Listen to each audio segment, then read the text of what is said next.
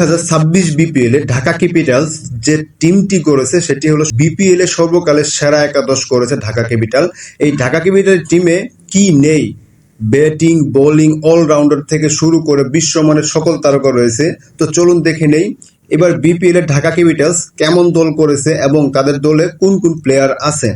Opening এ থাকবে হলো Alex Hales, সাথে থাকবে হলো Usman Khan, Mohammad Saif Hasan, Taskin Ahmed, Shamim Hossain Patwari, Mohammad Saifuddin batting bowling all rounder, Mohammad Mithun captain, Dasun Shanaka all rounder, Taijul Islam spin bowling, Sabbir Rahman batting, Zubairullah Akbari all rounder, MD Nasir Hossain batting bowling all rounder, Tufail Ahmed, Irfan Shukkur wicket keeper batter, Abdullah Al Mamun, Maruf Mridha, Zayed Abdullah, Moinul Islam এবং তাদের সাথে আরো যুক্ত হয়েছে, যদিও এই প্লেয়ারগুলো পরে আবার ডিরেক্ট সাইনিং এ নেওয়া হয়েছে। তার মধ্যে হলো ইমাদ ওয়াসিম, রহমানুল্লাহ গুরবাজ। তো এই প্লেয়ারগুলো দিয়ে ঢাকা ক্যাপিটালস এবার সেরা দল সাজিয়েছে। ঢাকা ক্যাপিটালসের এই দল নিয়ে যদি মাঠে নামে এবং প্রত্যেকটা প্লেয়ার যদি তাদের সেরা পারফরমেন্স দিতে পারে, তাহলে আমি মনে করি ঢাকা ক্যাপিটালস হবে 2026 সালের চ্যাম্পিয়ন। আর এই চ্যাম্পিয়নের দাবিদার একমাত্র ঢাকা ক্যাপিটালস, কারণ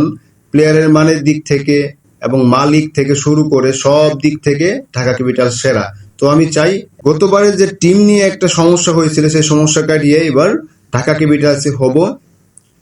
ক্যাপিটালস হবে 2026 সালের চ্যাম্পিয়ন টিম। তো congratulation Dhaka Capitals, congratulation Sakib Khan, congratulation Taskin Ahmed, congratulation Saif Hasan.